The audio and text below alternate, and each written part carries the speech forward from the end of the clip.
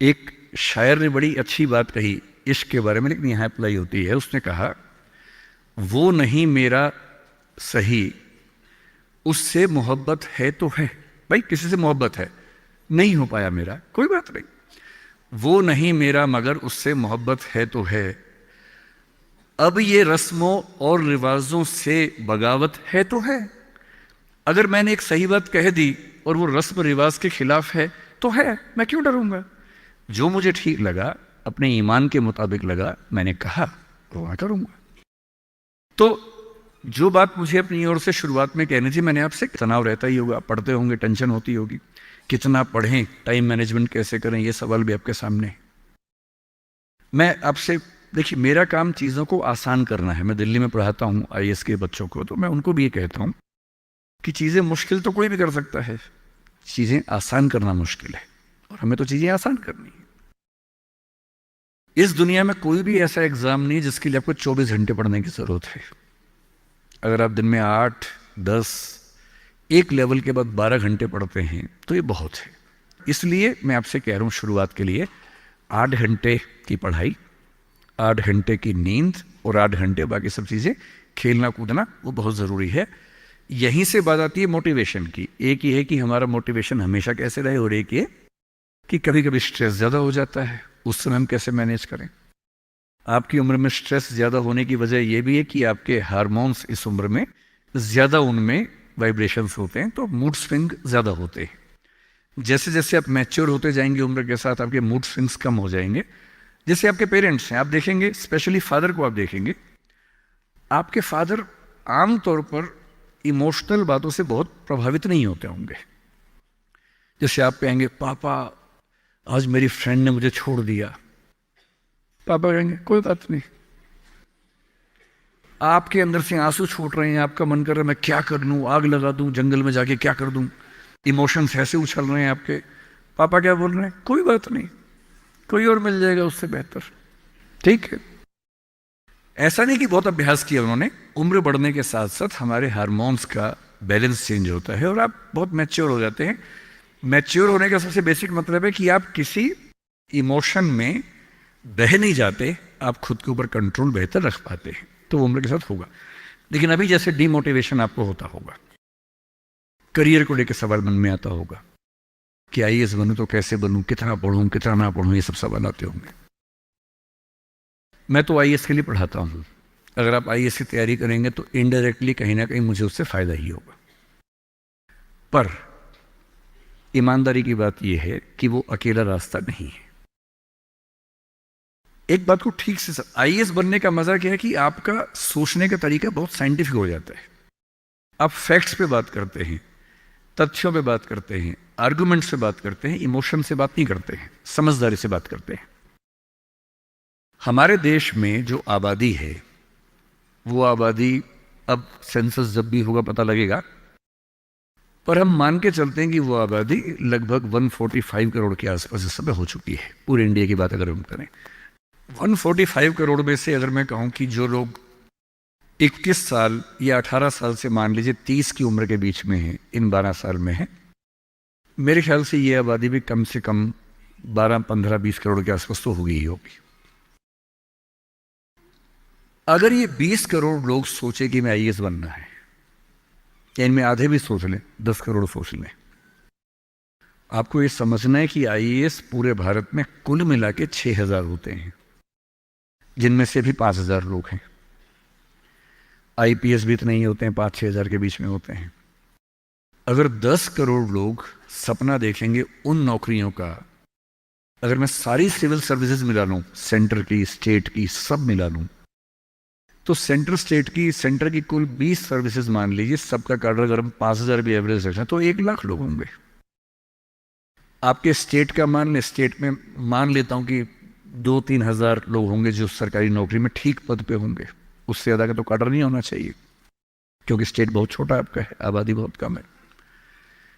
तो जो नौकरियां कुल मिला के 10-12 हजार हैं, अगर देश का हर युवा सोचे कि मुझे उसी में आना है, तो इसका मतलब है कि हम एक ऐसे रास्ते पे जा रहे हैं जिसमें डिप्रेशन होने की संभावना बहुत ज़्यादा है, एंग्जाइटी होने की संभावना बहुत ज़्यादा है, बहुत लोगों को हारना भी पड़ेगा, बहुत लोगों को हासिल नहीं हो पाएगा वो सब।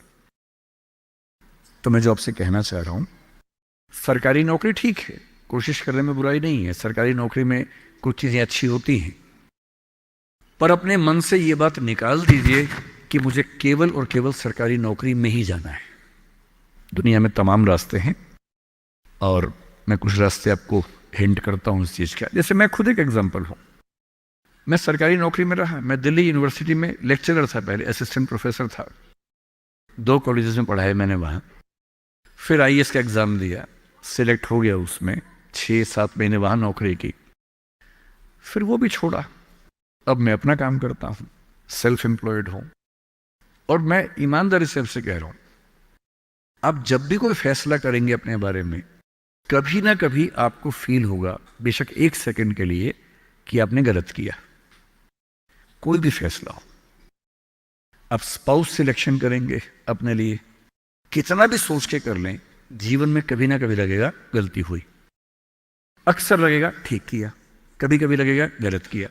और ऐसा नहीं कि आपने एक्स के बदले वाई किया होता तो नहीं लगता, तो भी लगता। दिक्कत ये नहीं है कि मैं एक्स को चुनूं या वाई को चुनूं, आप जिसको भी चुनेंगे पूरा पैकेज साथ में आता है, अच्छी चीजें भी खराब चीजें भी। जो अच्छा आएगा उस पर आपका ध्यान नहीं जाएगा, क्योंकि वो तो फॉर ग्रांटेड है। जो मिल जाता है वो मिट्टी हो जाता है, कोई वैल्यू नहीं करता उसको। जो मिस हो जाता है वो चुभता है। और जो चीज दूसरे ऑप्शन में अच्छी थी, इसमें नहीं, आप बार बार वो देखते, अरे यार, अरे यार वो ठीक था, अरे यार वो ठीक था। जबकि वहां 12 प्रॉब्लम्स थी, यहां 2 प्रॉब्लम है।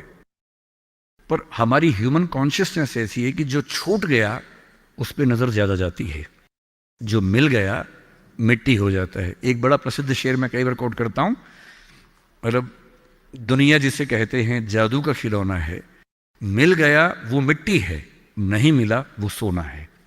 जो नहीं मिलता है ना, वो बड़ा परेशान करता है। ये नौकरी के मामले में भी है। पर मैं ईमानदारी से कह रहा हूं कि मुझे आज तक जिस एक फैसले पर 1 सेकंड के लिए भी नहीं लगा कि मैंने गलत किया, वो नौकरी छोड़ने का फैसला है। मुझे आज तक नहीं लगा कि मैंने गलती की, क्योंकि मुझे लगता मैंने एकदम ठीक किया। मैंने अपने स्वधर्म, अपने नेचर के अनुसार सही किया। इस बच्चे ने बड़ा खूबसूरत सवाल पूछा कि आप आईएएस एलाइड की नौकरी छोड़ के टीचिंग में क्यों आ गए। मैं इस सवाल में दूसरा सवाल जोड़ देता हूं। हमारे सामने प्रेम सिंह जी बैठे, मुख्यमंत्री जी बैठे, वो टीचिंग की नौकरी छोड़ के पॉलिटिक्स में क्यों आ गए। 2 एग्जाम्पल्स हैं आपके सामने। इन दोनों में एक तारतम्य है, एक रिदम है, एक लय है दोनों में। वो टीचर बने, उनको फील हुआ कि उनका स्वधर्म टीचिंग से ज्यादा कुछ और है। मैं आईएएस एलाइड में आया, मुझे लगा कि मेरा स्वधर्म इससे ज्यादा टीचिंग में है। स्वधर्म क्या होता है? आपने गीता पुस्तक का जिक्र सुना होगा, उसमें श्री कृष्ण ने स्वधर्म का जिक्र किया है। यहां बहुत सारे बच्चे बौद्ध समाज से होंगे, महात्मा बुद्ध ने भी इस बात पर खूब जोर दिया है। सारे धर्मों, सारे दर्शनों का जो सार है वो ये है, हर व्यक्ति हर काम के लिए फिट नहीं होता है। 2 चीजों पे गौर करना है। पहला, मैं क्या अच्छा कर सकता हूं, मैं कैपेबल किस चीज के लिए हूं। दूसरा, मुझे क्या करने में मजा आता है। और जहां इन दोनों का इक्विलिब्रियम हो, जहां ये दोनों बातें मिल जाएं, वो आपका स्वधर्म है। यानी जैसे मैं सिंगर बनना चाहता था, पर मैं इतना गंदा गाता हूं कि मैं जब घर में गाता था, मेरे पेरेंट्स बोले तो मैं भारतीय सेना में चले जाना चाहिए, बिना बंदूक के विदेशी की तरफ देख के गा देना, बस वैसे ही मर जाएंगे सारे के सारे। सही बात है भाई, ये भी ठीक बात है। तो मेरा मन था कि मैं सिंगर बनूं, पर गला कौवे जैसा भगवान ने दिया, कोयल जैसा नहीं दिया, तो मैं सिंगर नहीं बनूंगा। मेरे मन से क्या होता है, अच्छा लगने से क्या होता है भाई, सुने भी तो कोई मेरी बात को, मेरे गाने को सुने भी तो सही कोई। तो मेरा मन क्या करता है काफी नहीं है। 2 चीजें हैं, मैं क्या कर सकता हूं। मैं बचपन से स्कूल में डिबेटिंग करता था, मेरे पेरेंट्स ने मुझे बड़ा सपोर्ट किया, और बचपन से ही मेरे पेरेंट्स ने, टीचर्स ने कहा कि तुम कुछ ऐसा करना कि मंच पर रह सको, पॉलिटिक्स में जाओ, एमपी बनो। तब मेरा मन भी पॉलिटिक्स में आने का था, स्कूल लाइफ में बहुत ज्यादा मन था उस समय, बाद में नहीं रहा। तुम पॉलिटिक्स में जाओ, तुम वकील बनो, क्योंकि जब कोर्ट केस लड़ोगे तुम्हें बोलने की ताकत भगवान ने दी है, उसका इस्तेमाल करो। या टीचर बनो। टीचर की छवि हमारे समाज में बहुत अच्छी नहीं होती थी, हालांकि मेरे पेरेंट्स टीचर ही हैं दोनों, पर हमारे समाज में टीचर की छवि होती है। और हमारे देश का दुर्भाग्य है कि जो प्रोफेशन देश को गढ़ता है उसकी छवि बहुत अच्छी नहीं है। टीचर बनना बहुत लोगों का सपना नहीं है, मेरा तो है। और मेरा स्वधर्म, मैंने महसूस कर लिया कि मेरा स्वधर्म टीचिंग है। और स्वधर्म का मतलब वही दो बातें जो मैं कर सकता हूं और जो मैं करना चाहता भी हूं। आपके मुख्यमंत्री जी अच्छे टीचर रहे होंगे, पर उनको बार बार मन में आता होगा कि मैं जनता के बीच जाकर उनके साथ काम करके क्यों ना कुछ ऐसा करूं कि पॉलिसी मेकिंग में आऊं। उनका स्वधर्म उनको वहां खींच के ले गया, तो उन्होंने वो किया।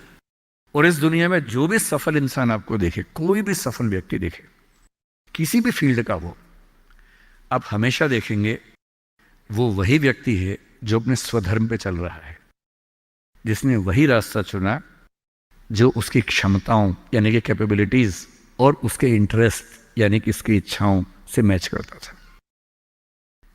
तो आप सबसे मैं कह रहा हूं कि आईएएस या पीसीएस या सरकारी नौकरी की अंधी दौड़ में मत दौड़िए। मैंने बहुत सरकारी नौकरी वालों को देखा है दुखी रहते हुए। सरकारी नौकरी में है, अच्छा वेतन है, तब भी दुखी है, क्योंकि वो नहीं कर पा रहे जो दरअसल करना चाहते थे। सरकारी नौकरी में क्या होता है? सुरक्षा मिलती है, सेफ्टी होती है, सिक्योरिटी होती है, सम्मान मिलता है, समाज के लोग पूछते हैं आपको कि आप सरकारी नौकरी में हैं। गस्टेड ऑफिसर होंगे तो स्टैंप लगा के साइन करने की ताकत आ जाती है। आप